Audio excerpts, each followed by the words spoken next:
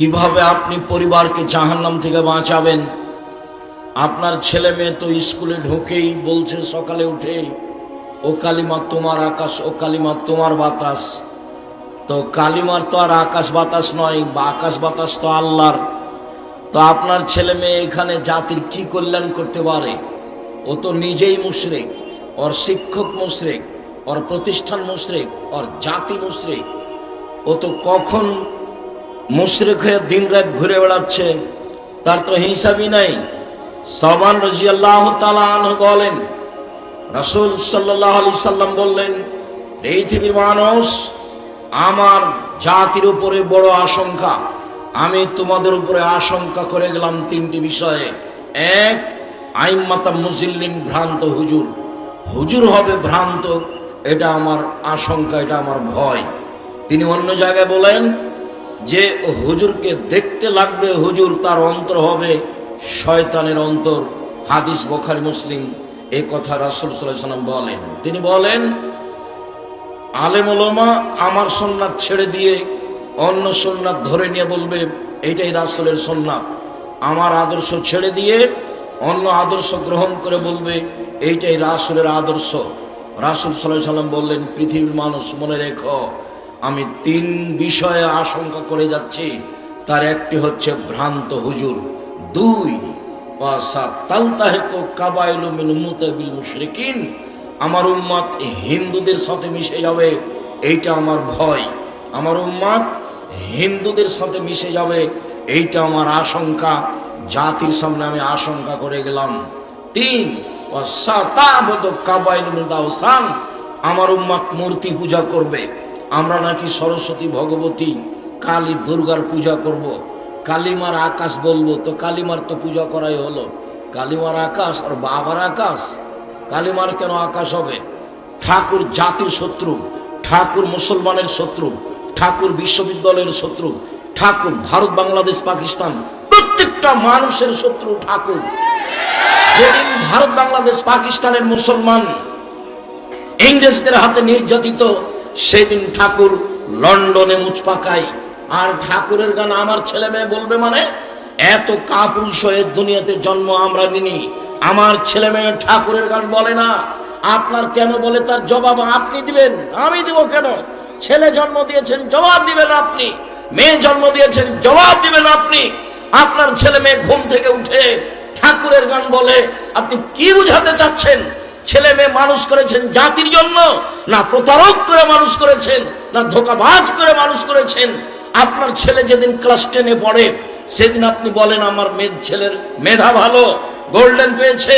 তারপর যেদিন inter pass করলো, বিশ্ববিদ্যালয়ে ভর্তি করবেন আপনি, তাই সাবজেক্ট প্রতি শিক্ষক রেখেছেন, ভালো হলো, বিশ্ববিদ্যালয়ে ভর্তি হলো।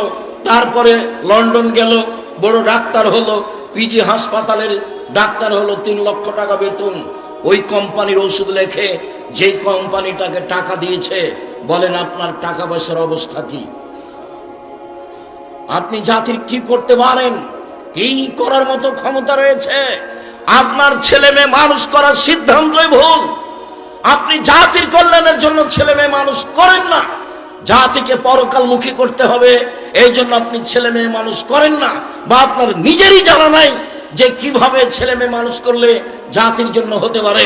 তাই তো আপনাকে দেখলে আমার খুব আফসোস হয়। মাঝে মধ্যে বলি, বুঝেও বুঝে না ওরা, অন্তর আছে বুঝে না, দেখেও দেখে না ওরা, চক্ষু আছে দেখে না, শুনেও শুনে না ওরা, কান আছে শুনে না। উলায়েকা কাল আনাম, তারা হলো পশু প্রাণীর মতো, তারা গরু ছাগলের মতো, তারা কুকুর শ্রীর মতো, বালহ মাজাল বরং তার চেয়ে খারাপ। আপনার ছেলে মেয়েকে আল্লাহ তাআলা বলছেন কুকুর শ্রীর মতো, পশু প্রাণীর মতো, গরু ছাগলের মতো। গরু ছাগলের মতো ছেলে মেয়ে মানুষ করে জাতির কি করতে পারেন আপনি? আপনার ছেলে বা কি করেছে? 50 বছর থেকে 100 বছর থেকে আপনার ছেলে, অতীতকে আপনি চ্যালেঞ্জ করেন, দেখেন আপনার ছেলে মেয়ে কি করেছে। ভুল হিসাব। আপনি বলেছেন যার মেধা ভালো, গোল্ডেন পেয়েছে, আপনার বলা মাত্র আপনার ছেলে মেয়ে জাতির জন্য মানুষ হয়নি, নিজের জন্য হয়েছে। চোর হয়ে হয়েছে, ধোঁকাবাজ হয়ে হয়েছে, প্রতারক হয়ে হয়েছে, শুধু ধান্দাবাজ, টাকা ইনকাম করার জন্য হয়েছে। জাতির কল্যাণ আপনার জানা নেই, আপনার ছেলের জানা নাই, আপনার মেয়ের জানা নাই। কি বুঝবেন আপনি? যে জাতির কল্যাণ কাকে বলে। যেহেতু ছেলে মেয়েকে কি শেখাতে হবে, কি বুঝাতে হবে, কি পড়াতে হবে, এইটুকু আপনি হিসাব করতে পারেননি। মহান আল্লাহ বলেন, ইয়া আইয়ুহাল্লাযীনা আমানু, হে বিশ্বাসীগণ, কু আনফুসাকুম ওয়া আহলিকুম নারা, তোমরা তোমাদের পরিবারকে জাহান্নাম থেকে বাঁচাও। কি করলে আমরা পরিবারকে জাহান্নাম থেকে বাঁচাতে পারি? চলেন ধারাবাহিকভাবে দুই একটি নিয়ম কানুন পেশ করি। লোকমান হাকিম তার ছেলেকে বলেন, বুনাইয়া, ও আমার আদরের ছেলে, লা তুশরিক বিল্লাহ, আল্লাহর সাথে বিন্দুমাত্র শরীক করো না। ইন্নাশ শিরকা লাযুলমুন আযীম, শিরক হচ্ছে সবচেয়ে বড় পাপ। লোকমান হাকিম তার ছেলেকে পরিবারকে জাহান্নাম থেকে বাঁচানোর জন্য শিরক করতে নিষেধ করছে। আর বাংলাদেশের মাটিতে ক্লাস আরম্ভ হয় শিরক দিয়ে, তাহলে আপনি আপনার ছেলে মেয়েকে কি দিয়ে জাহান্নাম থেকে বাঁচাবেন? শুনুন, পাপের জগতের সবচেয়ে বড় পাপ হলো শিরক। আবু হুরায়রা রাদিয়াল্লাহু তাআলা আনহু বলেন, রাসূল সাল্লাল্লাহু আলাইহি সাল্লাম বলেছেন, আকবারুল কাবায়রা সালাসা, সবচেয়ে বড় পাপ তিনটি।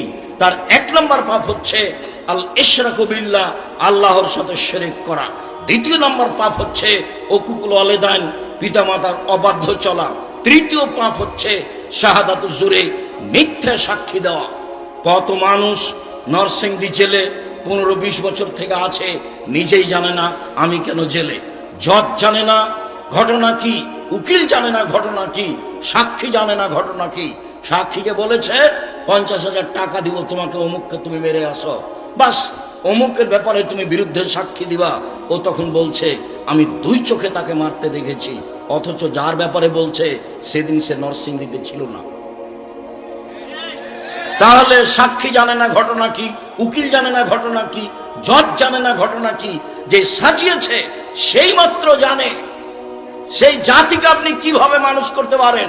বলছিলাম, পৃথিবীর তৃতীয় মহাপাপ হচ্ছে মিথ্যা সাক্ষী দেওয়া। 1 নম্বর মহাপাপ হচ্ছে শিরক করা। এই জাতি শিরকে ডুবে আছে। বাংলাদেশে শিরকের বন্যা চলে, অবাক হলেও সত্য। ওর জন্মসূত্রই হচ্ছে শিরক, ওর ভিত্তি হচ্ছে শিরক, ওর চলাফেরা হচ্ছে শিরক, ওর শিক্ষা হচ্ছে শিরক, ওর খাওয়া দাওয়া হচ্ছে শিরক, তার জীবন হচ্ছে শিরক। সে জাতি কি করতে পারে? মুআয রাদিয়াল্লাহু তাআলা আনহু বলেন, রাসূল সাল্লাল্লাহু আলাইহি সাল্লাম বললেন, শোনো মুআয, লা তুশরিক বিল্লাহ, আইন কতলতা হুররিকতা, জ্বালিয়ে দেওয়া হয় যদি, জালেম তোমাকে জুলুম করে আগুনে জ্বালিয়ে দেয়, জ্বলে যাও, শিরক করো না। মুআয শোনো, জালেম যদি তোমাকে হত্যা করে, জুলুমে নিহত হয়ে যাও, শিরক করো না। শিরক মহাপাপ, জ্বালিয়ে দিলে জ্বলে যাও, শিরক করো না। হত্যা করা হলে নিহত হও, শিরক করো না। শিরক মহাপাপ। বাংলাদেশের মাটিতে শিরকের বন্যা চলে। রাসূল সাল্লাল্লাহু আলাইহি সাল্লামকে জিজ্ঞাসা করা হলো, আইয়ুদ্দামে আকবার, সবচেয়ে বড় পাপ কোনটি? তখন তিনি বললেন, আনতাদু আল্লাহ নিদ্দান ওয়া খালাকাক, তোমাকে যে সৃষ্টি করেছে তার সাথে তুমি শিরক করো, এটাই হচ্ছে বড় পাপ। সম্মানিত দিনী ভাই বোন, আবু হুরায়রা রাদিয়াল্লাহু তাআলা আনহু বলেন, রাসূল সাল্লাল্লাহু আলাইহি সাল্লাম একদা বললেন, পৃথিবীর মানুষ 7টি ধ্বংসাত্মক জিনিস থেকে বেঁচে থাকো, যাতে তোমরা ধ্বংস হয়ে যাবা। তার একটা হচ্ছে শিরক বিল্লাহ, আল্লাহর সাথে শিরক করা। প্রত্যেক হাদিসে 1 নম্বর পাপ এসেছে শিরক করা। শিরক মহাপাপ। আনাস রাদিয়াল্লাহু তাআলা আনহু বলেন, রাসূল সাল্লাল্লাহু আলাইহি সাল্লাম বলেছেন, আল্লাহ তাআলা বলেন, ইয়া আদম মা দাওয়াতানি ওয়া রাজাউতানি, তুমি আমাকে যেভাবে ডাকো আমি সেভাবে থাকি, তুমি যেভাবে বলো আমি সেভাবে শুনি, তুমি আমাকে কাছে ক্ষমা চাইলে আমি ক্ষমা করে দিই, আমি পরোয়া করি না তুমি কত বড় পাপী, আমি পরোয়া করি না তুমি কত বড় পাপী। তুমি যেভাবে ডাকো আমি সেভাবে থাকি, তুমি যেভাবে বলো আমি সেভাবে শুনি। আদম সন্তান শোনো, লাউ বালাগাত জুনুবুকা আনানাস সামায়ে, তোমার পাপ বেশি হতে হতে যদি আকাশে লেগে যায়, পাপ আর পাপ, আকাশ জমিন পরিপূর্ণ পাপ, তুমি যদি আমার কাছে ক্ষমা ভিক্ষা চাও আমি তোমাকে ক্ষমা করে দিব। আমি পরোয়া করি না তুমি কত বড় পাপী, তুমি যেভাবে ডাকো আমি সেভাবে থাকি, তুমি যেভাবে বলো আমি সেভাবে শুনি। আল্লাহ তাআলা দুনিয়াতে এভাবে বলছেন, বলেন, বিচারের মাঠে তিনি আবার আমাদের সামনে আসবেন, আমাদের সামনে এসে বিচারের মাঠে বলবেন, ইবনে আদম, আদমের ছেলে মেয়ে শোনো, তুমি যেই পরিমাণ পাপ নিয়ে উপস্থিত হয়েছ, আমি আল্লাহ সেই পরিমাণ ক্ষমা নিয়ে উপস্থিত হয়েছি। তোমার যেই পরিমাণ পাপ আমার সেই পরিমাণ ক্ষমা, তোমার যেই পরিমাণ পাপ আমার সেই পরিমাণ ক্ষমা। তোমার পাপ যত আমার ক্ষমা তত, তোমার পাপ যত আমার ক্ষমা তত। যদি শিরক না হয়ে থাকে, শিরকের পাপ ক্ষমা হবে না বিচারের মাঠে। শুনো, শিরকের পাপ ব্যতীত সব পাপ আমি ক্ষমা করে দেব। তাহলে বাংলাদেশে বসবাস করে কি করবেন? কি করলেন আপনি? আপনি বা কি করলেন? ছেলে মেয়ে বা কি করে? লোকমান হাকিম বলছেন, আব্বু শিরক করবা না জীবনে। এরপরে তিনি বলেন, ইয়া বুনাইয়া আকিমিস সালাহ, আব্বু তুমি সালাত আদায় করো। পরিবারকে বাঁচাতে গিয়ে লোকমান হাকিম তার ছেলেকে বলছেন, আব্বু তুমি সালাত আদায় করো। মানুষের জীবনে সবচেয়ে জরুরি কাজ সালাত আদায় করা। রাসূল সাল্লাল্লাহু আলাইহি সাল্লাম বলেন, মৌরু আওলাদাকুম বিসসালাত ওয়াহুম আবনাউ সাবঈ সিনিনা, তোমরা তোমাদের ছেলে মেয়েকে সালাত আদায় করতে বলো যখন তার বয়স 7 বছর। ওয়াদরিবুহুম আলাইহা ওয়াহুম আবনাউ 10 সিনিনা, তুমি তাকে পিটিয়ে সালাত আদায় করাও যখন তার বয়স 10 বছর। বাপ বেঁচে আছে, ছেলে মেয়ের বয়স 10 বছর সালাত আদায় করে না, তখন সে বাপ। এটা ভুল কথা। কাপুরুষকে বাপ বলে কি হবে? সে তো বাপের দায়িত্ব পালন করে না, রাসূল সাল্লাল্লাহু আলাইহি সাল্লামের আদেশ মানে না। জাহান্নাম থেকে পরিবারকে বাঁচাতে হলে সালাতের বিষয়টি বলতেই হবে। সালাত এমন একটি ইবাদত যার উপরে নির্ভর করে অন্যান্য ইবাদত। সালাত এমন একটি ইবাদত। এই ছেলে বসো। যারা আপনারা রাস্তায় ঘোরাঘুরি করছেন, একটু ইতস্তবোধ করেন, লজ্জাবোধ করেন, রাস্তায় হাঁটছেন কেন? ওই যে মহিলার মতো হ্যাঁ হ্যাঁ করে এসেছে, আবার হ্যাঁ করে চলে যাচ্ছে। জবাব আমি দিব? ওর বাপ দিবে? ওর মা দিবে? জবাব আমি দিব কেন? ওই মহিলাকে ওর বাপে পিটাবে। আল্লাহর নবী বলছেন পিটাতে। আবু বকর সিদ্দিক রাদিয়াল্লাহু আনহু পিটিয়ে জাতিকে দেখিয়ে গেলেন, মেয়ে কোনোদিন বাপের কাছে বড় হয় না। মেয়ে কোনোদিন বাপের কাছে বড় হয় না। বাপই তাকে কন্ট্রোল করবে। রাস্তায় ঘুরে বেড়াচ্ছে কেন? জবাব আমি দিব। দোকানের সামনে আপনার মেয়ে দাঁড়িয়ে আছে, আমি জবাব দিব কেন? জন্ম দিয়েছেন আপনি, জবাব দিবেন আপনি। প্রস্তুত থাকেন। তাহাজ্জুদ পড়ে জান্নাত কেনা সহজ নয়। ছেলে মেয়ের জবাব দিতে হবে, কঠোরভাবে জবাব দিতে হবে। এর জন্য আপনি প্রস্তুত থাকুন। একাধিক হাদিস রাসূল সাল্লাল্লাহু আলাইহি সাল্লাম বলছেন, লা তারফা আসাকা আদাবান মিন আহলিক, পরিবারের উপর থেকে শিষ্টাচারের লাঠি উঠিয়ে দিয়ে নেওয়া, প্রয়োজনে পিটিয়ে পরিবারকে শিষ্টাচার শেখাতে হবে। রাসূল সাল্লাল্লাহু আলাইহি সাল্লাম বলছেন, আল্লাক আসাকা আলা বাব, তোমার দরজায় লাঠিটা ঝুলিয়ে রাখো। লাঠি প্রমাণ করে ছেলে মেয়েকে কন্ট্রোল করতে হবে। রাসূল সাল্লাল্লাহু আলাইহি সাল্লাম বলেন, লাঠি দিয়ে পরিবারকে কন্ট্রোল করতে হবে। সম্মানিত দিনী ভাই বোন, বুখারী মুসলিমের একটা হাদিস মধ্যখানে বলে আপনার জন্য আমি সামনের দিকে আগিয়ে যাই। জরুরি, বাপই পরিবারকে কন্ট্রোল করবে। 7 ছেলের মা হয়ে গেল, মেয়ে কোনোদিন বাপের কাছে বড় হয় না, ওকে বাপই পিটাতে পারে। আয়েশা রাদিয়াল্লাহু তাআলা আনহা বলেন, একদা আমরা সফর থেকে আসছিলাম, হঠাৎ করে আমার গলার হার হারিয়ে গেল, খুঁজে পাই না। আমরা সেখান থেকে যেতেও পারি না, পানি নেই, ওযু করতে পারি না, সালাত আদায় করতে পারি না। জনগণ আটকা পড়ে গেল, বড় বিপদে পড়লো। জনগণ আমার আব্বাকে গিয়ে বলল, আপনি জানেন আপনার মেয়ে কি ঘটিয়েছে? আবু বকর সিদ্দিক রাদিয়াল্লাহু তাআলা বলেন, কি হয়েছে? আরে আপনার মেয়ে তো গলার হার হারিয়েছে, খুঁজে পাওয়া যায় না, যেতেও পারি না, এখানে পানিও নেই, ওযুও করতে পারি না, সালাত আদায় করতে পারি না। আয়েশা রাদিয়াল্লাহু তাআলা আনহা বলেন, আবু বকর সিদ্দিক আমার নিকটে আসলেন, ওয়াল্লাকা জানি লাকসাতান শাদীদা, আমার কোমরের উপরে খুব জোরে মারলেন, এত জোরে মারলেন। ওই সময় আমার স্বামী আমার উরু রানের উপরে মাথা দিয়ে ঘুমিয়েছিলেন। তিনি যদি আমার উরু রানের উপরে মাথা দিয়ে না ঘুমাতেন, তাহলে আবু বকর সিদ্দিকের মায়ের কারণে আমি দূরে সরে যেতাম। তিনি এত জোরে মারলেন। 1 মিনিট, এই কথাটা স্পষ্ট করার পূর্বে একটু কথা বলি। সম্মানিত দিনী ভাই বোন, এটা সৌদি আরব, যার কারণে এটা সহজ। আমাদের দেশে যদি দেখে শ্বশুর যে জামাই মেয়ের উরু রানের উপরে মাথা দিয়ে ঘুমিয়ে আছে, তাহলে শ্বশুর ওইদিকে গিয়ে পাল্টা এইভাবে ঘুরবে, এইভাবে ঘুরবে। সেটা তো তিনি করলেন না, এই অবস্থায় তিনি মেরে দিলেন। পৃথিবীর সবচেয়ে বড় মানুষে মারলেন। পৃথিবীর ইতিহাসে নবী রাসূল ব্যতীত সবচেয়ে দামি মানুষ হচ্ছেন আবু বকর সিদ্দিক রাদিয়াল্লাহু তাআলা আনহু। পৃথিবীর সবচেয়ে বড় মহিলাকে মারলেন। পৃথিবীর ইতিহাসে সবচেয়ে বড় মানুষ হচ্ছেন মহিলা হিসাবে আয়েশা রাদিয়াল্লাহু তাআলা আনহা। পৃথিবীর সবচেয়ে বড় মানুষের সামনে মারলেন। মুহাম্মদ সাল্লাল্লাহু আলাইহি সাল্লাম নবী রাসূল নির্বিশেষে সবার চেয়ে দামি মানুষ মুহাম্মদ সাল্লাল্লাহু আলাইহি সাল্লাম। সবচেয়ে বড় মানুষে মারলেন আবু বকর সিদ্দিক রাদিয়াল্লাহু তাআলা আনহু মারলেন। সবচেয়ে বড় মহিলাকে মারলেন আয়েশা রাদিয়াল্লাহু তাআলা আনহাকে মারলেন। সবচেয়ে বড় মানুষের সামনে মারলেন মুহাম্মদ সাল্লাল্লাহু আলাইহি সাল্লামের সামনে মারলেন। জামাইয়ের সামনে মারলেন।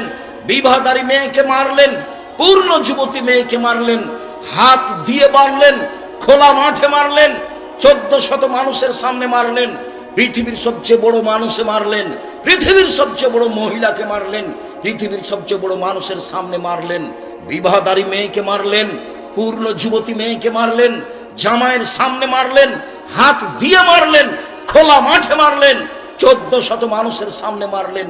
এত বড় বাপে এত বড় বেটিকে এত বড় মানুষের সামনে মেরে দিলেন। ভুল, কোথায় হারটা হারিয়ে গেছে খেয়াল করেননি, সেই জন্য মেরে দিলেন।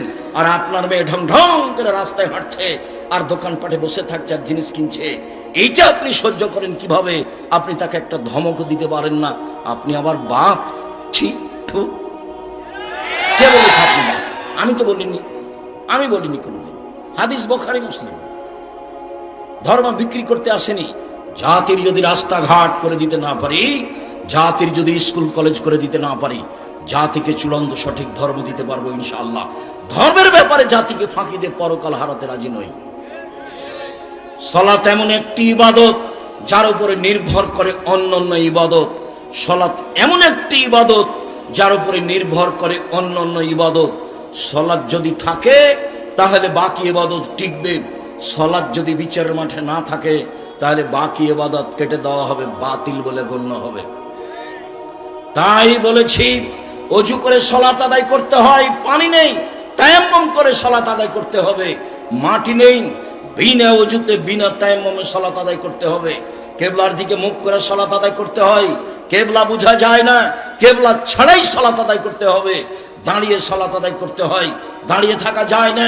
বসে থেকে সালাত আদায় করতে হবে, বসে থাকা যায় না। শুয়ে থেকে সালাত আদায় করতে হবে। পরিষ্কার কাপড় পরে সালাত আদায় করতে হয়।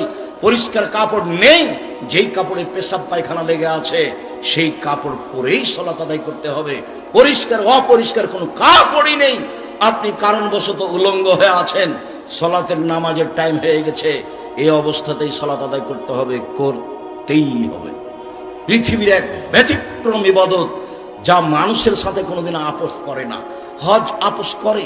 এবছর হজ করলেন না, বলেন সামনে বছর করব, করেন, কোনো সমস্যা নেই। যাকাত এখন দিবেন না, 1 মাস আগে দিয়ে দেন, দেন। 20 দিন 1 মাস পরে দেন, দেন। আপোষ আছে, দিলে কোনো সমস্যা নেই। রমজান মাসে আপনি অসুস্থ, সিয়াম থাকিয়েন না, পরে সিয়াম থাকেন, তাহলে রমজান মাসের মতো ফরজ সিয়ামে আপোষ চলে, হজে আপোষ চলে, যাকাতে আপোষ চলে। সালাত এমন একটা ব্যতিক্রম ইবাদত যার সাথে কোনো আপোষ নেই। গাড়িতে উঠে আছেন, ঠেলের ঠেল মানে না, শিকল ধরে আছেন, নামাজের টাইম পার হয়ে যাচ্ছে, এই দাঁড়ানো অবস্থায় শিকল ধরেই সালাত আদায় করতে হবে, করতেই হবে। যুদ্ধের সময় সাহাবীগণ সালাত আদায় করছেন, যেইভাবে দৌড়াচ্ছেন টাইম হয়েছে ওইভাবেই সালাত আদায় করছেন। আব্বু সালাত আদায় করো। মানুষের জীবনে দ্বিতীয় জরুরি কাজ সালাত আদায় করা। এরপরে তিনি বলছেন ওয়া'মুর বিল মারুফ ওয়ানহা আনিল মুনকার। আব্বু মানুষকে ভালো কাজের আদেশ করো, মন্দ কাজের নিষেধ করো। আপনার ছেলে মেয়েকে কি শিখালেন? আমি তো আপনার অবস্থা বহুবার নকল করেছি। আপনার ছেলে মেয়ের আপনাকে দুইজনকে দেখে মনে হয় যে এরা চাঁপাই নবাবগঞ্জের ভাষা, আমও গেল, ছালাও গেল, কাঁদতে কাঁদতে 2 চোখও গেল। আপনাদের বাপ বেটার অবস্থা দেখে আমাকে মনে হয় ওই যে আগে পড়েছিলেন, মাঝি চাঁদ কেন বাড়ে কমে রে, আমি কি এসব জানি? তোর জীবন চারে নাই মিছে। মাঝি এ জানিস, আমি কি ওসব বুঝি? দেখি তোর জীবন আটা নাই মিছে। মাঝি এইগুলো কি বুঝিস? আমি কি এসব জানি? দেখি তোর জীবন 12 আনাই মিছে। বাতাস উঠেছে, নৌকা হিলে উঠেছে। মাঝি বলছে, বাবু সাঁতার জানো বাবু? তখন বাবু বলছে, না রে মাঝি, না, আমি তো সাঁতার জানি না। তখন মাঝি বলছে, বাবু এখন দেখি তোর জীবন 16 আনাই মিছে। আপনাদের বাপ বেটার জীবন 16 আনাই মিছে। কি করতে পারেন? বললেন যে আমার মেয়ে গোল্ডেন পেয়েছে, কত প্রশংসা। খালা বলছে, ফুফু বলছে, বোন বলছে, ভাই বলছে, সবার সামনে বলছে। প্রশংসার কোনো হিসাব নাই, অথচ পানি খরচ করতে জানে না। পায়খানা করে যে ছুঁচতে হবে সেটা জানা নাই। কিভাবে পায়খানা করার পরে কাপ পরিষ্কার করতে হবে, পানি খরচ করতে হবে, সেটা তার জানা নাই। আর বাপও খুশি, মাও খুশি। কি করলেন জীবনে? জীবনটা 16 আনাই মিছে। দেখেন লোকমান হাকিম বলছেন, আব্বু ভালো কাজের আদেশ করো, মন্দ কাজের নিষেধ করো। আব্বু মনে রেখো, এটাই হচ্ছে সবচেয়ে বড় কাজ। ধৈর্যের পরিচয় দাও। আব্বু ভালো কাজের আদেশ করো, মন্দ কাজের নিষেধ করো, এতে সমস্যা নেমে আসবে। ধৈর্যের পরিচয় দাও, ধৈর্যের পরিচয় দাও। ধৈর্যের পরিচয় দেওয়াই হচ্ছে জীবনে সবচেয়ে বড় সফলতা। এই কথা লোকমান হাকিম তার ছেলেকে বলেন। তিনি বলেন, আব্বু রাস্তায় চলার সময়তে মধ্যম গতিতে চলবা। আব্বু মানুষের সাথে কথা বলার সময় নরম হয়ে কথা বলবা, মানুষকে উপেক্ষা করে বলবো না। শোনো, মানুষের সাথে কথা বললে কণ্ঠ নিচু করিও, জোর কণ্ঠ হচ্ছে গাধার কণ্ঠ। এইভাবে লোকমান হাকিম তার ছেলেকে উপদেশ দিচ্ছেন। উপদেশ কোরআন মাজিদে পড়ে আছে 1450 বছর থেকে। না আপনি নিজে পড়েন, না আপনার ছেলে মেয়ে পড়ে, না আপনার বউ পড়ে, না আপনি নিজে পড়েন। একেবারে জীবন 16 আনাই নিচে। কি হবে এই জীবন দিয়ে? আপনি কি করতে পারেন জাতির? আপনার ছেলে মেয়ে জাতির কি করতে পারে? করেছে বা কি? দাপট দেখাবেন না, ক্ষমতা দেখায়েন না। দাপট দেখিয়ে, ক্ষমতা দেখিয়ে, মানুষকে জেল হাজতে দিয়ে অপমান করে খাটো করে বেঁচে থেকে লাভ নেই। সময় 45 মিনিট। যার যত জুলুম বেশি তার তত সময় কম। ফেরাউনের সময় কয়েক মিনিট। এই যে ডুবলো, এই যে ডুবলো, এই ডুবলো, নাই নাই নাই ফেরাউন। তারপরে আদ সামুদ হঠাৎ করে নেই, না কই আদ নেই, সামুদ নাই, খালি ইতিহাস আছে, শুধু ইতিহাস আছে, দেখতে দেখতে নেই। আদ সামুদ সবচেয়ে বড় জালেম, বিশাল ক্ষমতার অধিকারী। ফেরাউন বড় জালেম।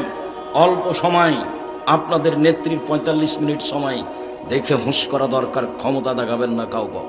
দলীয় দাপট দেখিয়ে মানুষকে অপমান করে খাটো করে বেঁচে থাকার চেষ্টা করিয়েন না। আপনি মাটির মানুষ, আবার আপনাকে তৈরি করা হয়েছে শুক্র কীট দিয়ে, দুর্গন্ধময় একটা পদার্থ দিয়ে। আপনার কোনো ক্ষমতাই নেই, আপনার কোনো মান নেই, আপনার কোনো মর্যাদা নেই। আপনি মাটির মানুষ। আপনি দাপট দেখান কেন? ক্ষমতা দেখান কেন? মানুষকে অপমান করেন কেন? মানুষের জমি জাল করেন কেন? কেন এভাবে চাঁদা আদায় করেন? চাঁদা আদায় করবেন কেন? মানুষ বাড়ি ঘর করে চাঁদা আদায় করতে যান কেন? এই চল, ভিক্ষা করে খাওয়া বেটা, বাপ বেটা ভিক্ষা করে খাও, চাঁদা তোলো কেন? মানুষের উপরে রাহাজানি কম করো কেন? ব্যবসায়ীর কাছে টাকা নিতে যাও কেন? ব্যবসা করে তোমার বাপকে, তোমার মতো শয়তান বাজে ছেলেকে টাকা দেওয়ার জন্য? তুমি তো একটা চোর, তুমি জাতির জন্য ভারী, তুমি পশু, তুমি প্রাণী, তুমি কুকুর শিকারের মতো। একজন ব্যবসায়ীর দোকানে যে ক্ষমতা দেখাও কেন? কে তোমাকে দল করতে বলেছে? কে তোমাকে এগুলো করতে বলেছে? কখনো নয়। 90 সাল থেকে বলে আসছি, উপার্জনের পথ 4টা। 1, দিন মজুরি, সন্ধ্যায় টাকা শেষ।